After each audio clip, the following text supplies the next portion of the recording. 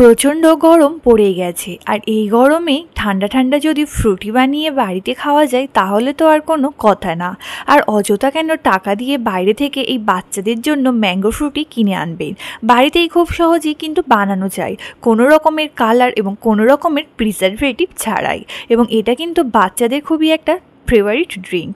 তো এখানে আমি ফ্রুটি বানানোর জন্য পাকা আম নিয়ে নিয়েছি এবং তার সাথে কিন্তু একটা কাঁচা আমও নিয়ে নিয়েছি। ফ্রুটি বানানোর জন্য কিন্তু পাকা কাঁচা দুটো আমই দরকার। শুধু পাকা আম দিয়ে বানালে কিন্তু সেই অথেন্টিক ফ্রুটির ফ্লেভারটাই আসে না। তো এখানে আমি 3টে পাকা আমি ব্যবহার করব। এতগুলো আম নিয়েছি বলে কিন্তু এতগুলো সব ব্যবহার করব না। তো এখানে আমি প্রথমে পাকা আমগুলোকে এরকম কেটে নিচ্ছি, কেটে চামচের সাহায্যে তুলে নিচ্ছি। তো এখানে কিন্তু আমের কোনো পিউরি বানানোর দরকার নেই। তো প্রথমে এখানে আমি পাকা আমগুলোকে কেটে নিয়েছি। আপনারা এখানে যতটা পরিমাণে পাকা আম ব্যবহার করবেন সেই বুঝে এখানে কিন্তু কাঁচা আমটা ব্যবহার করবেন। অযথা কিন্তু আবার খুব বেশি কাঁচা আম ব্যবহার করতে যাবেন না, তাহলে কিন্তু ফ্রুটিটা টক টক হবে। তো এখন এখানে আমি একটা কাঁচা আম কেটে নিয়েছি এবং কাঁচা আমটা দেখলাম আমি প্রচণ্ড টক, তাই কিন্তু আমি এখানে পুরো আমটাই দেব না।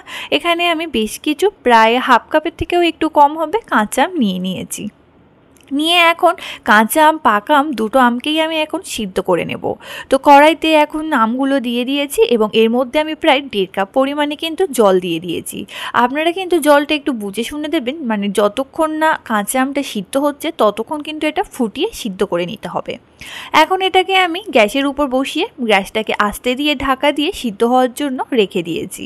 ততক্ষণ আমি অন্যদিকে এই ফ্রুটির জন্য কিন্তু একটা শিরা তৈরি করতে হবে, সেটা তৈরি করে নেব। তো এখানে আমি হাফ কাপের থেকে একটু বেশি চিনি দিয়েছি এবং যতটা চিনি ততটাই এখানে জল দিয়েছি। দিয়ে ভালোভাবে নেড়েচেড়ে এখানে একটা শিরা তৈরি করে নিচ্ছি, যতক্ষণ না চিনিটা গুলে ভালোভাবে ফুটে যাচ্ছে। তো এখানে শিরাটা এখন আমার তৈরি হয়ে গেছে। এখন এদিকে দেখছি আমটাও সিদ্ধ হয়ে গেছে। দেখুন আমের কাঁচা অংশটা কাঁচা আমটা কিন্তু একদম ভালোভাবে সিদ্ধ হয়ে গেছে।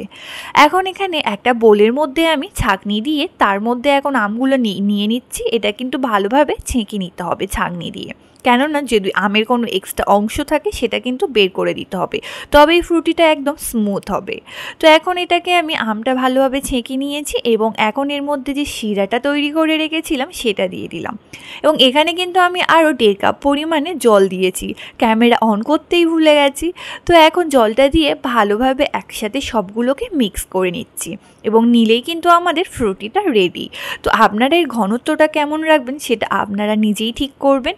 এবং দেখুন কত সুন্দর কিন্তু কালার এসছে। এখানে কিন্তু সিরিয়াস আমি কোনো ফুড কালার ব্যবহার করিনি। আপনারা কিন্তু খুব সহজেই বাড়িতে এই ড্রিঙ্কটা তৈরি করে নিতে পারবেন এবং এটা আমার মেয়ে খেয়ে কতটা খুশি দেখেই বুঝতে পারবেন।